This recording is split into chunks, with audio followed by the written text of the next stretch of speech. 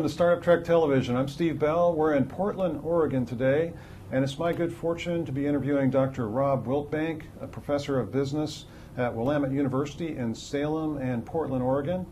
Rob is known as one of the top experts in the realm of angel investing, and we'll start out from the top with a definition from him of what exactly is an angel investor, and then talk about a number of fascinating topics, including how you should look at the field of angel investing before getting involved in it, and what kind of returns you might expect, different strategies you can employ, and some other interesting things. We're excited to talk to him today. Rob, thanks for coming on Startup Trek Television. Thanks for having me. It's a pleasure to be here. What is an angel investor? So I said the short definition of an angel investor is a private individual that invests their own money directly in a new business or a young venture. Okay. They don't have a fund behind them, which is sort of the key distinction between venture capital. And typically, people wouldn't consider friends and family an angel investor. So sort of it's an arm's length transaction with an entrepreneur, a new venture, but of their own money as opposed to from a fund. So angel investors they do early stage venture investing like venture capitalists, formal VCs, but they typically do it with their own money. So they don't have a fund behind them. It's usually their own money being invested directly into deals.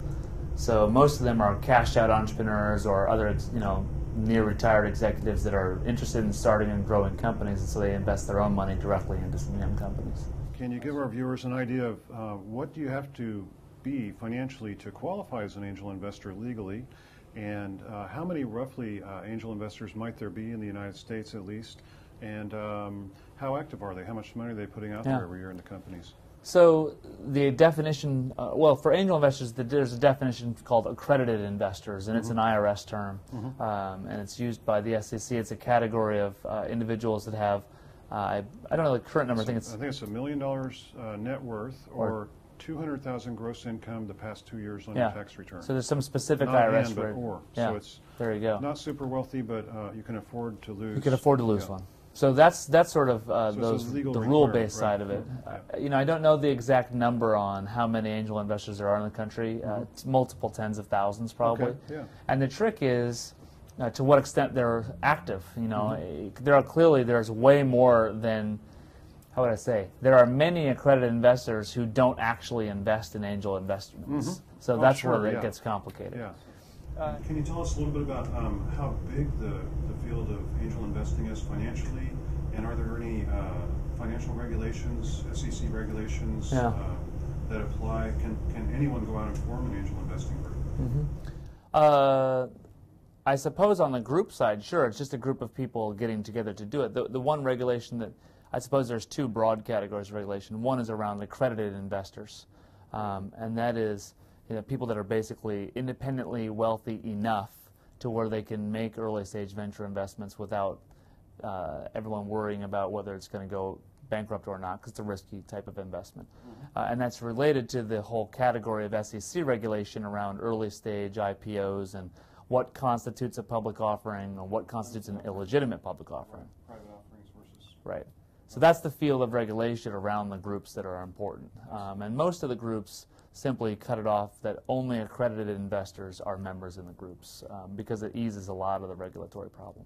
Yeah, I guess they have to do a good job of that, or there's severe penalties for the absolutely, and for the entrepreneurs of the companies that are pitching them. They may inadvertently make a public offering of their stock, which is something to avoid. Yeah, I'll bet. And then in terms of market size, it's comparable to the formal VC market. Jeff Soll's work at the Center for Venture Research tries to estimate this number. And where's he located? Could you spell that last name for us? Oh, Soll, S-O-H-L. He's at the Center for Venture Research at the University of New Hampshire. Okay. And he, has been trying to estimate the market sizes and tries to track it. It's very hard to do because it's a private market. Scott Shane also published a book that sort of looked at the macroeconomic data. And he's a professor? He's a professor at Case Western University. And it's interesting, Scott used a different method of trying to triangulate a lot of economic data, and it actually overlays rather well with what Jeff has been doing for a long time now, actually. Bill Wetzel, I think, started the Center for Venture Research, and Jeff's carrying that flag for a long time. And They do some interesting stuff tracking market activity. Would you say it's accurate that angel investment is about $26 billion in 2008, roughly comparable? I think that was the number from 2008. I don't know what I don't know where it's trended. Clearly, it's gone down. Just like With venture capital is. As a rule of thumb, I just sort of see the venture capital dollar amounts and the angel dollar amounts as somewhat comparable. I see. Most likely, directionally, it's almost certainly the case, but even in magnitude, I sort of use that as shorthand. And does that exclude real estate angel investing? Yeah, both those numbers I wouldn't have a lot of real that. estate stuff in them. Okay. And what do they typically work alone, or are they organized into groups, and what kind of groups might they have? So there's a lot of ways. It's one of those things where it's not there's no rules really. A lot of individual angel investors do deals on their own, and many of them are also members in groups. I'd say the group memberships have been growing for like the last 10 or 15 years pretty actively. But there's still angel investors that do it both ways.